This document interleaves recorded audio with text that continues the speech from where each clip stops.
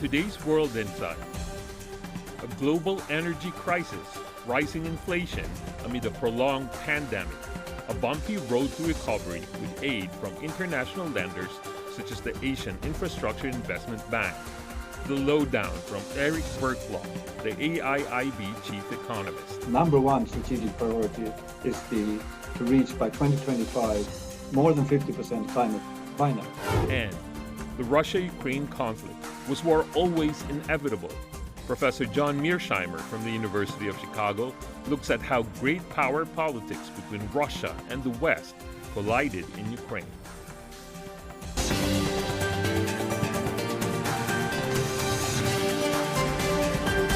Here's our host, Tian Wei. Hello and welcome to World Insight. I'm Tian Wei. China's GDP grew by 4.8% year on year in the first quarter this year, according to the latest number coming out of National Bureau of Statistics. The Bureau says China's economy got off to a steady start despite global turbulence and domestic COVID-19 outbreaks. But the pandemic still presents hurdles to global supply chains, and the geopolitical issues, particularly the Russia-Ukraine conflict, have led to a global energy crisis. Amid all these uncertainties, where is the growth momentum for the world economy, and how can the world economy recover? What is the role of a multilateral lending institutions such as the Asian Infrastructure Investment Bank, otherwise known as AIIB? I asked Erik Berglof, the AIIB chief economist. Here is our conversation. I understand, Erik, you and many of your colleagues are globalists in the real sense. But one has to point out that there are priority changes for economies around the world. For example, lately with the Russia-Ukraine crisis, that leads to the discussion in the world about the so-called energy crisis. Are we going to see energy security crisis? And as a result of that, how will the economies, be able to look at their priorities and re-streamline their priorities? What does that mean, for the AIIB, your original goals?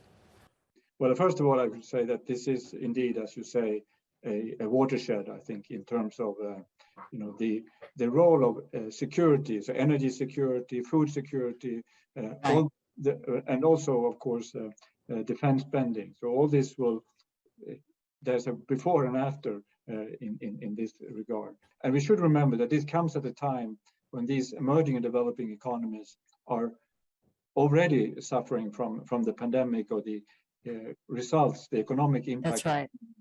So they, all the buffers that they had in terms of, on fiscal resources, in terms of household budgets and corporate budgets and so on, all those have been depleted, and they now have to cope with this new shock coming their way. So AIIB is also adjusting, in the sense that we are, of course, trying to help our countries go through the pandemic. We had a special facility to help respond to that crisis.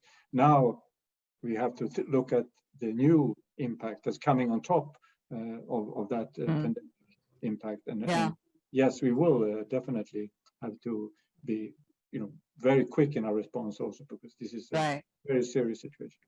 Let me talk about the green thing, sustainable development, climate change efforts. Earlier, AIIB has prioritized those together with many in the world. But now, look at the countries and economies who have been earlier committing to clean energy. For example, Germany is a great example of that. Now, geopolitics changes and some of the earlier priorities become secondary. How can we think about these priorities, knowing that, climate change and sustainable development is really the fate of all of ours, while at the same time, the short-term priorities have been changing so much. So how can we adjust and also balance these very two different directions? No, I think you are absolutely right. This is going to be probably the number one challenge now to find ways of moving forward on the decarbonization agenda.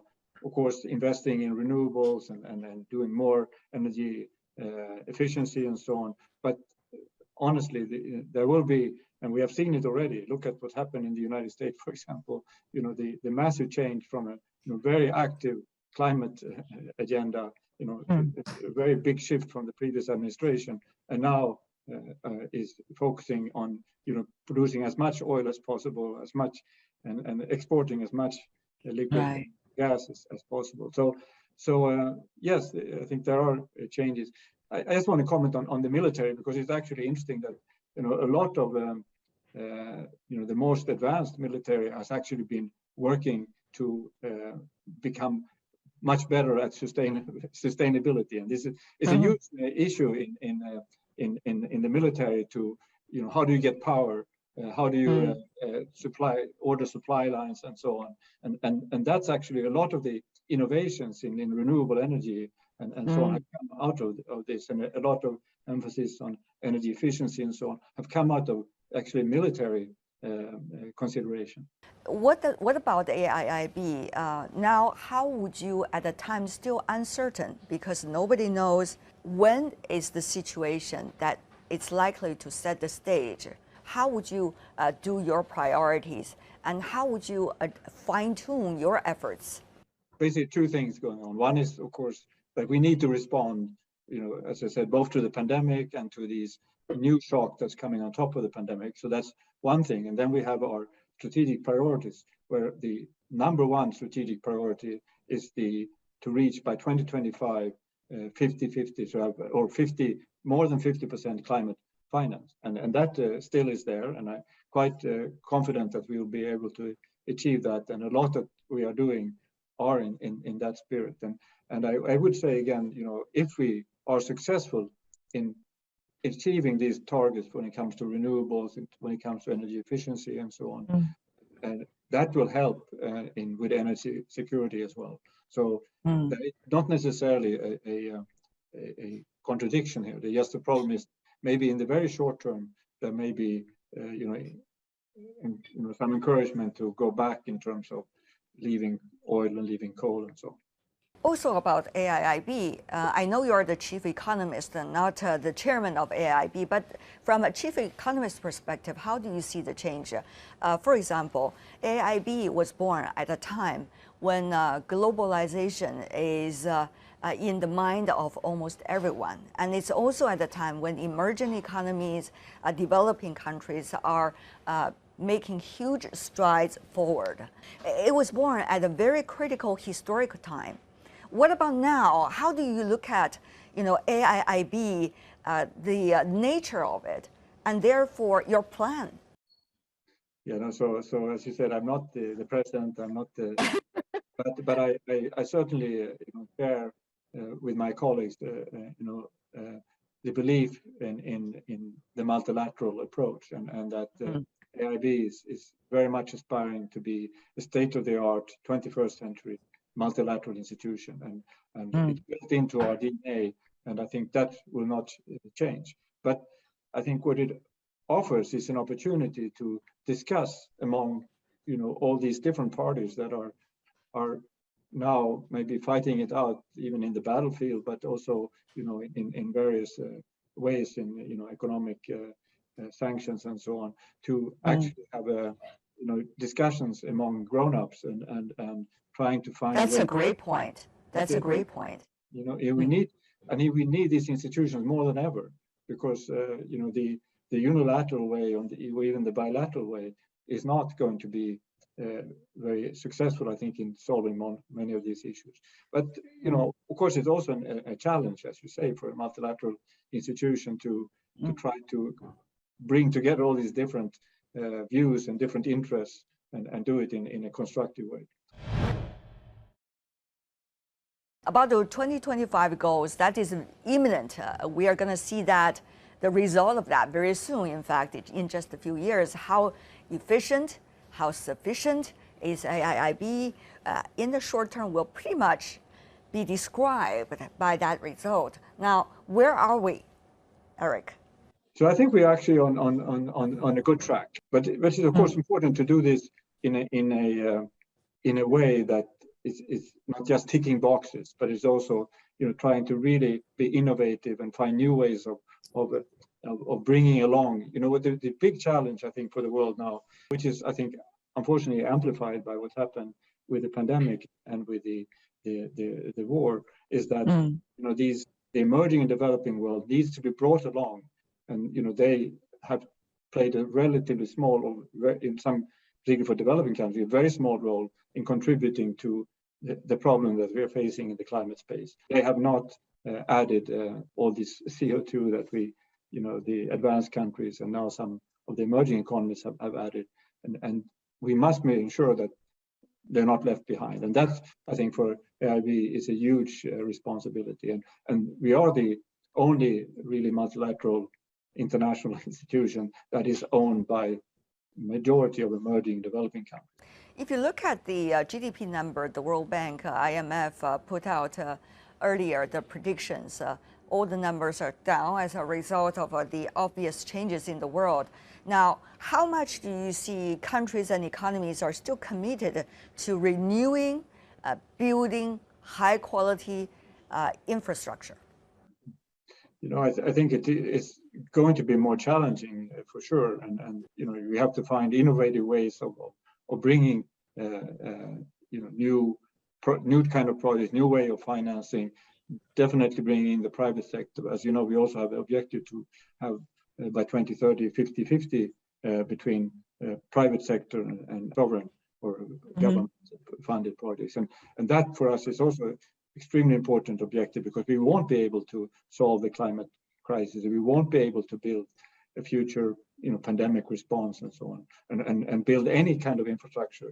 Many of the infrastructure projects you're doing, what do you think are some of the most innovative ways amid, the pandemic, which is still going on, and also the best ways to implement those projects despite what is we are experiencing today, the dramatic changes in politics, geopolitics? Are there some fresh new ideas coming out of AIIB that the rest of the world could take note of? Yeah, no, I think so. So we have one project that we are very excited about. Is a project in Indonesia trying to reach, all these islands and with broadband using satellites, and doing it together with the private sector. So it's a public-private partnership. And that's a very exciting project. We have a very exciting project, the first project in Asia actually, to bring in institutional investors, pension funds and so on, that really are looking for assets for very long life. And of course, the infrastructure has, we look to bring them in, try to bring them in once the investments have been made and the first risks around construction and so on are out of the way. That's when you can bring in institutional investors. So those are very interesting, I think, innovative projects that we are working on with Amundi, the asset management company, to identify firms that we can help bring along to become climate champions and so on. So that, a lot of projects that are really, trying to change the landscape in Asia. Global supply chain, global value chain. How disruptive do you see it is already happening right now as a result of many of the factors was mentioned already?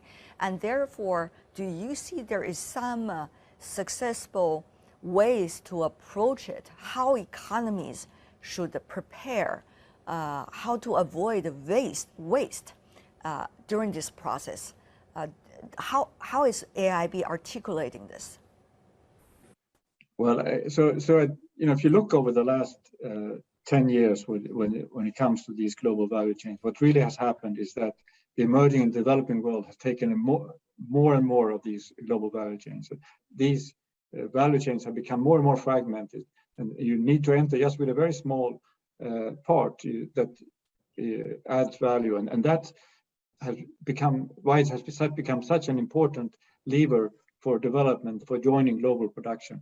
I think that flexibility and that kind of ability to adapt that these value chains and have shown, that I think is a reassurance that this will happen also going forward. If you look at what's happened in China in particular, China has taken more and more of its intermediate goods. So it used to be, the kind of workshop of the world, producing the end product, but more and more of the intermediate products are now that are used for the final production is now produced in China. And that, I think, has been the combination of that and also adding the things that increase productivity, increased use of robots, the increased use of digital technology and so on. All that has helped China to really make huge strides in terms of global value chains. And very importantly, as also moving global value chain engagement away from just the coasts,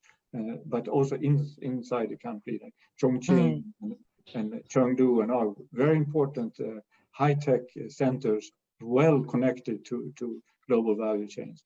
But you have other countries in Asia, like India, for example, that also been quite successful. That has been done through very different strategies. So there's not only one way. So each country has to look at its approach, its particular context. How much do you see countries and economies are preparing for the possible and the already existing disruptions of the global value chain? I think the lesson from the crisis now is that this is actually much more difficult than we thought, because these global value chains are based on very close relationships, and they in these value chains, tremendous amount of information and very sensitive information is transferred, and that has to be built on trust, and that you cannot rebuild very quickly. And also the efficiency pressures, the cost pressures in these supply chains makes it very difficult to have multiple supplies. I'm not saying that this will not happen at all, but what I think is going to be still true is that this reliance on dedicated relationships lasting over long periods, maybe decades, are still going to be very important. So that is fighting against some of the things we have talked about, about geopolitics, about the technological changes and so on. So yes, I think that this is where we'll end up. We don't know right now, but my prediction is that we will actually see more of these global value chains, and they actually also, I think, can be a very important tool for decarbonization, because they, what the basis of these global value chains are the ability of these firms to implement standards and rules and across the whole value chain. And you can do that by decarbonizing, by imposing a carbon price in these value chains and so on. And that's going to be, I think, the future. Erik Berglof, Chief Economist of Asian Infrastructure Investment Bank, in an earlier conversation with me. This is World Insight. Still to come in the program. Russia-Ukraine conflict. Was war always inevitable? Professor Mearsheimer from the University of Chicago looks at how great power politics between Russia and the West collided in Ukraine. Welcome back. This is World Insight. I'm Tian Wei. As we enter the 8th week of the Russia-Ukraine conflict, the military stalemate has led to a humanitarian crisis. Some have taken a comprehensive approach on how and who should bear responsibility for the conflict. Among them, Professor John Mearsheimer from the Department of Political Science from University of Chicago, who did a recent opinion piece published in The Economist. He argues the Ukraine crisis is the most dangerous international conflict since the 1962 Cuban Missile Crisis. He also said that the West, especially the US, is principally responsible for the Ukraine crisis. For deeper insights, I talked to him, and here is our conversation. Professor Mearsheimer, what a pleasure to see you. But tell me more about how do you see the debate people are having regarding your theory that the West has been cornering Russia, which led to the latter's invasion or war against Ukraine? They prefer, for obvious reasons, to blame Vladimir Putin and argue that he is highly aggressive. He's interested in recreating the Soviet Union or recreating a greater Russia, and he therefore alone is responsible for this crisis, and it has nothing to do with NATO expansion. That's the conventional wisdom, and of course I'm challenging that conventional wisdom. The argument that the US government and the US media makes is that Putin was interested in conquering all of Ukraine and making it part of Russia.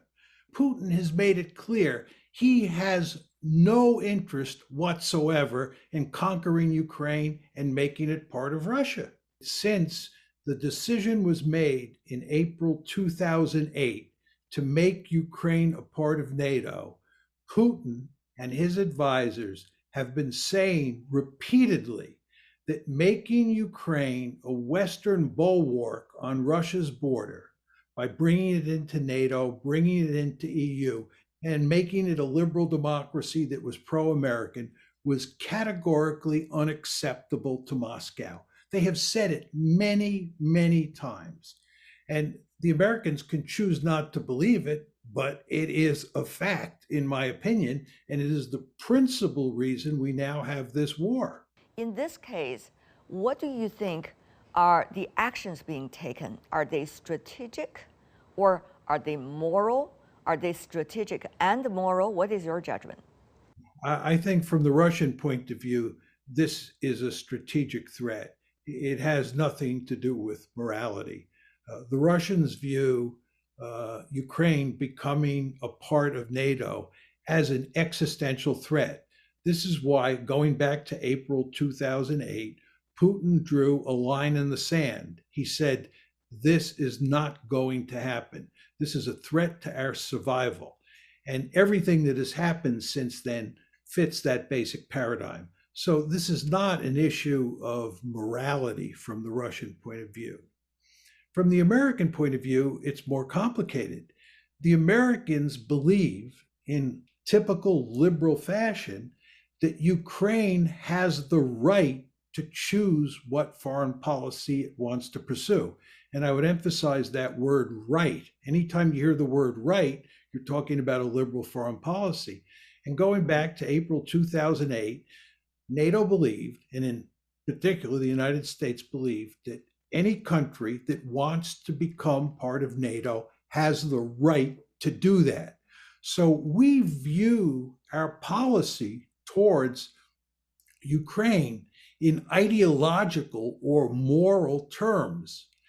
Now, also in strategic terms. The United States now sees this as a great power competition with Russia, as well as a competition with ideological or moral overtones. Well, that seems to be pretty much from a great power perspective. But what people could also argue, what about the Ukrainians?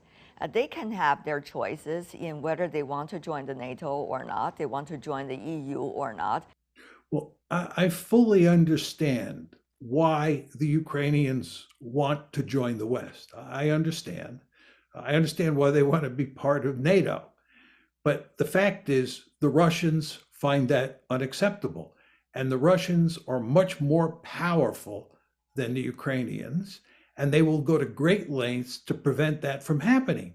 And if Ukraine were smart, it would not have pursued NATO membership. I would note to you, by the way, if you look at the Western Hemisphere, the United States has a Monroe Doctrine.